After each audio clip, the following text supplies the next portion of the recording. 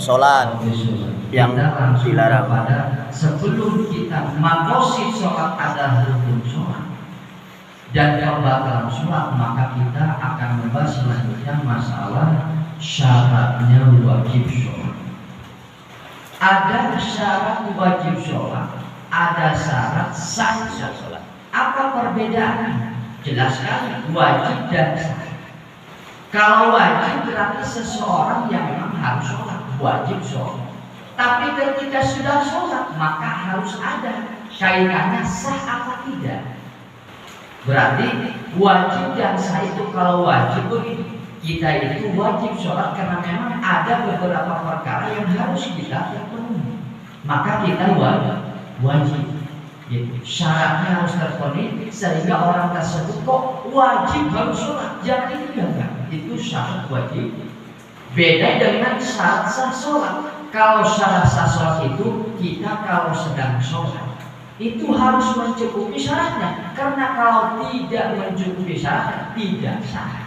Maka itu perbedaan syarat wajib sholat dengan syarat sah sholat. Yang pertama adalah syarat wajib sholat jelas, sudah kemaklum dahulu tanpa dipikir yang dalam, kita sudah paham. Yang pertama adalah Islam. Berarti fala tajibu 'alal kafirin asli. Tidak wajib sholat itu terhadap kafir asli. Emang ada kafir tidak asli? Ada. Gitu.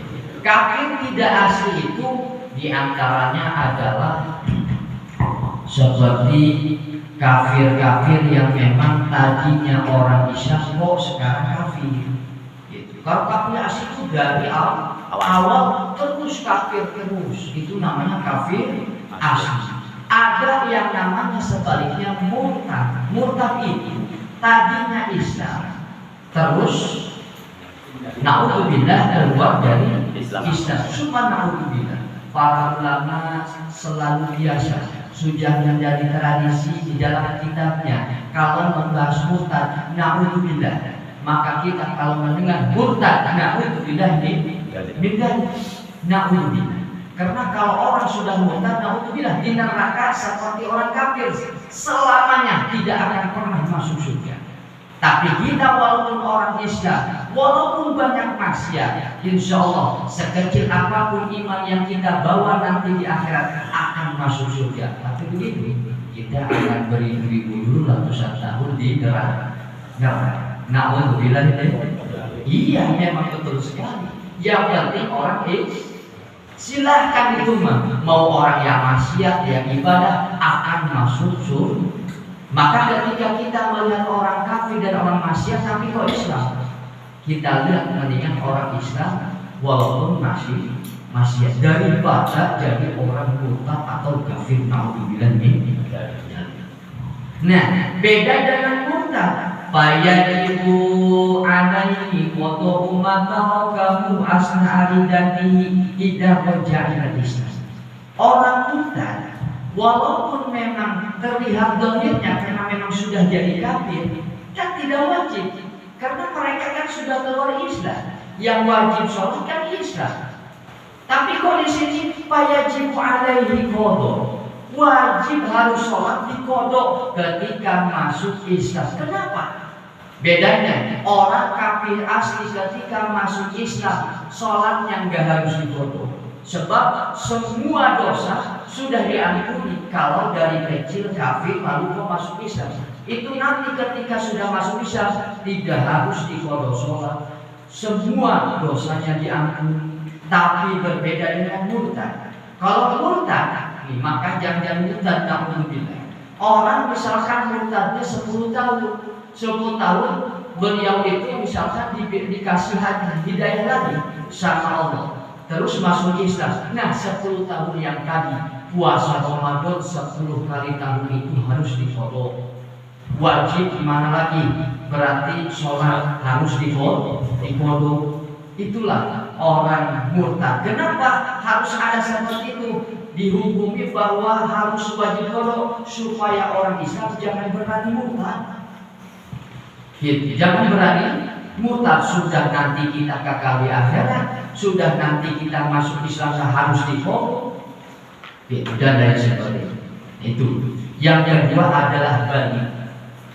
Wajib terhadap seseorang yang sudah balik itu harus wajib. Sholat. Wajib sholat karena balik itu ada 3 ciri. Yang pertama adalah umurnya sudah 15 tahun apabila yang 2 ciri tadi tidak ada. Berarti kita langsung ke ciri yang kedua. Apa? Yang ciri kedua adalah ihtilam. Apa itu ihtilam?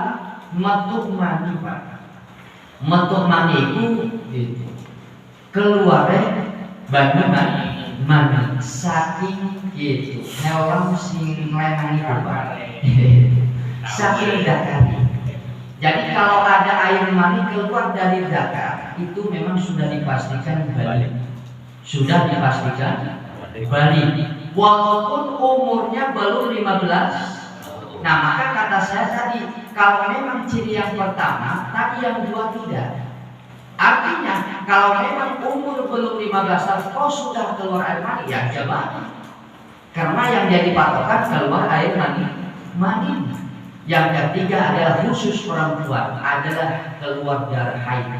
Darah yang keluar dari farji seorang wanita ada 3 secara garis besar. Ada darah haid, ada darah istihadah, ada darah nifas. Bedanya kalau darah haid itu dalam masa haid. Jadi keluarnya itu pada umur 9 tahun, walaupun kurang dari 9 tahun, tapi kok tidak melewati angka 16 seperti 15. 9 tahun kurang 1 hari berarti haid. Itu nama darah haid. Berarti sudah dihukumi balik. Misalkan tidak punya anak perempuan dari 9 tahun kok kurang 5 hari, itu haid. Yang penting jangan melewati 15 ke atas. Kalau anak kita 9 tahun kurang 17 hari, maka darah yang keluar bukan haid, itu namanya darah istihadah. Gitu. Jadi darah istihadah itu dalam keadaan tidak sehat. Sebab darah haid itu dalam keadaan sehat. Terus yang ketiga adalah darah nifas. Dan nifas adalah ketika sudah keluarnya bayi. Kalau sudah keluar bayi, merojol obok, nah baru ada darah namanya nifas. Bukan ketika bareng dengan bayi. Sebab darah yang keluar bareng dengan bayi itu bukan darah nifas, tapi ulama mengistilahkan adalah darah tauqud. Kata kemarin saya dijemput sama ibu-ibu ketika pengajian, Pak Ustaz, apakah ada darah ketika bersama bayi keluar? Ada juga. Apa namanya waktu pada sama itu darah. Darah itu kan terbagi, ada darah kuning, para ulama menyebutkan, ada darah merah api, kehitam-hitam, ada darah biasa, ada yang putih. Darah putih, tanyakan silakan ke dokter, ada darah putih di dalam diri kita. Darah biru. Jadi ternyata darah itu bermacam-macam. Darah itu bermacam-macam. Jadi kalau ada darah bersama bayi keluarnya baru, itu darah tauqud. Gitu. Nah, jadi yang pertama umurnya 15 tahun, terus yang kedua ihtilam karena memang sudah keluar air mani, entah dengan mimpi atau dengan keluarnya sendiri dengan sengaja atau tidak sengaja. Pokoknya keluar air mani itu sudah dipastikan balik walaupun umurnya belum 15 tahun. Maka saya patokan tadi, kalau memang ada orang belum head saja, terus belum keluar air mani saya, tapi kok umur sudah 15 tahun, balik. Maka umur itu menjadi patokan ketika 2 tadi yang ciri dari tidak ada. Matos, Pak. Matos. Yang ketiga adalah berakal. Maka tidak wajib terhadap orang yang tidak berakal. Terus yang keempat adalah suci dari haid dan nifas. Tidak boleh haid dan nifas itu sholat. Terus yang selanjutnya adalah salamatul hawasi.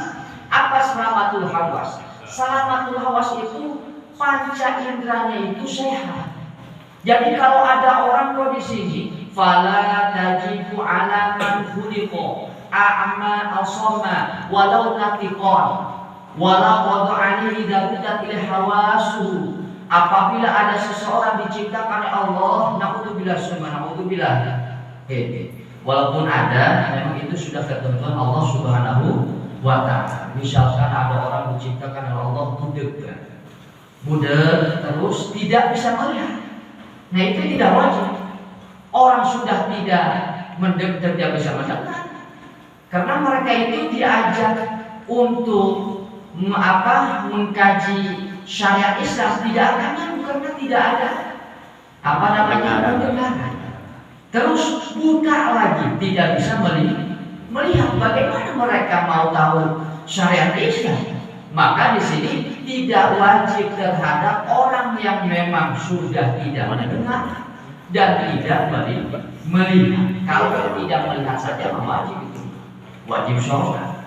Nah, tapi kalau ada orang tidak bisa mendengar, terus tidak bisa melihat, kok mau sholat itu lebih baik, karena mereka orang Islam. Tapi secara keilmuan ilmiah, ulama mengatakan karena memang ini tidak bisa melihat, lalu mendengar pun tidak bisa, mereka tidak tahu bahwa kita ada orang Islam diwajibkan sholat, tidak tahu misalnya, karena memang mereka itu tidak bisa mendengar melihat, maka tidak wajibkan sholat. Tapi kalau disuruh sholat sama kita, sini sholat itu bagus kan?